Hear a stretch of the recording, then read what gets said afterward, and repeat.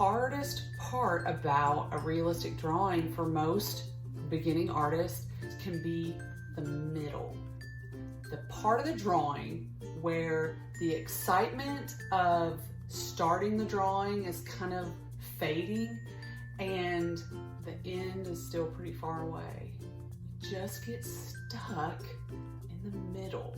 This video will focus mainly on the middle of this portrait.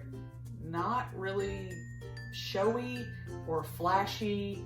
It's the part that got the work done. There comes a point where you just wish it was done. But that is how we build our artistic endurance. Just like a marathon runner would do a little more every time, push themselves a little bit harder, a little bit further. We as artists have to do the same thing and see how this drawing gets built.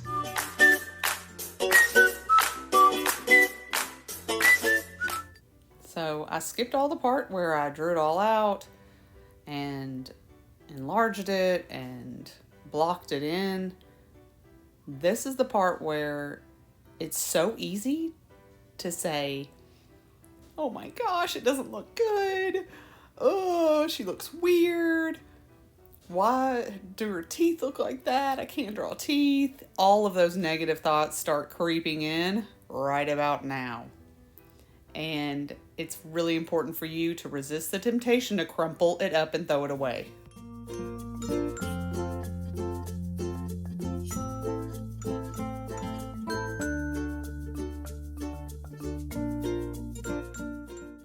And if I had $1 for every time a student said, look how bad this looks, I would have many dollars. But what you need to realize at this stage of your drawing is that you are putting down a foundation. So try your best to give yourself credit for the foundation you've established and not have the expectation that it should look really polished. The analogy that I would suggest would be to think about a house being built. When they have it, the footers poured, the walls are going up.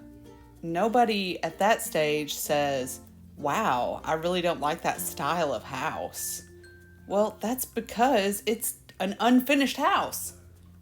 So try not to bring your full critical judgment into your drawing yet. It is just a work in progress. So give yourself a little bit of grace to work through some of these issues. And one of the best ways I've found to make that really clear to a student who's frustrated and it's really hard to see the progress that's been made, but I can see it because I'm outside of the project. So I will tell them, okay, at the end of every class or at the end of every 30-minute session of drawing, take a picture and then save it to an album. When you do that, you can go back to that album and you can look at all your little snapshots of your progress, knowing that you can just flip through those pictures and kind of watch it come together like an animation flip book. And that helps students to gain a little bit of momentum back into their drawing and invest in it again and say, you know what? I thought it was not looking good, but it's starting to go in that direction. And that's a great way to make sure that you're recognizing the steps that you're taking to make it better.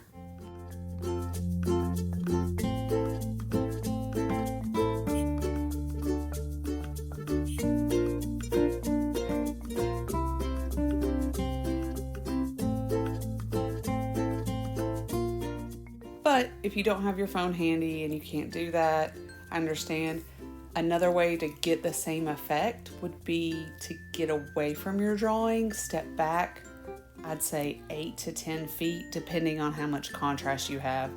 You don't want to get so far back that you can't see it. But have a friend hold it back, put it against a wall, across the room. See how it is translating from a bit of a distance, and that can help give you some motivation of what's working or what still needs contrast and what's fading away. So to get beginners out of that habit, and if you're in this habit of negative thoughts while you're drawing that gets you bogged down, this is also my suggestion, is write down as you step away what is working, what parts you like. Make sure you're recognizing your gains, because you're making some. So I will tell a student who comes to me with that attitude that's a little more defeated, they're kind of sick of their drawing and they say, it doesn't look like them. Like, that's the first thing they say, is it doesn't look like whoever it's supposed to look like. And I'll say, well, it's not done, so that's okay. So you have to just forgive yourself really quick for that. And if you look here at what I'm doing, I'm focusing on one eye. I've got them all both sketched out, but I'm about to make one eye look quite a bit more polished than the other. And it's just an uneven drawing at this stage. I've invested more in this eye than I have the other one. It's just part of the process. And it's just hard to tell somebody who hasn't gone through that tunnel yet that there is light at the end. And just the more times you can push yourself through a drawing, the easier it gets to say, it doesn't look great, but it's getting better.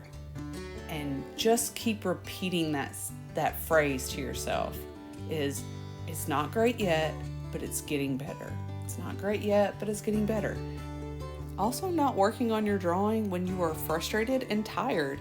If you don't emotionally have what it takes to get through the part of the drawing you're at, you need to just rest and you need to put it aside. So you just may not get to draw that day. But that even takes some willpower. And when I make gains on my drawing, I'll have students ask me, oh, well, how did you make it look like that? And they want me to tell them that I did it in one big swoop, but it's like it is here. It's lots of little touches. I can't even count how many times I've erased. I can't count how many times I've blended with a blending stick or a tissue and used my pencils and switched pencils from 6B, and then I finally get to my 8B and I step it up a notch and start adding some contrast, like these little dark punctuations throughout the drawing. And I've probably colored this spot, I probably shaded this area 10 times. So it doesn't happen right away.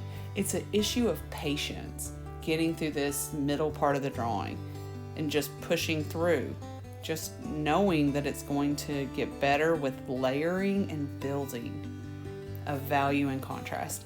That is really the key to gaining some artistic maturity. And that's what I want to teach my students, because it is so fun when you finally push through, when you finally start seeing those glimpses of how it's going to look. It's going to get better.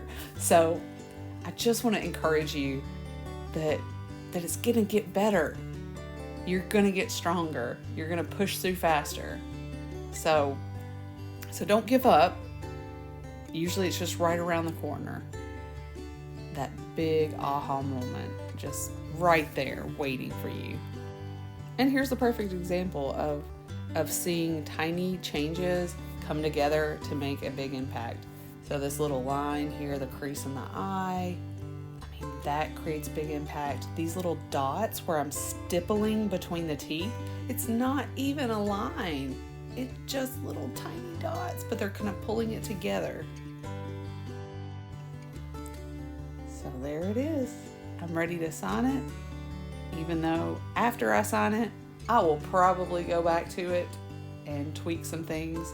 I will usually just kind of let it get cold for a couple of days, and then I go back to it to make sure nothing stands out at me and says, oh, this part looks weird. And then I get to be done. There you have it. I finally finished, and I hope that you have a blessed day and night.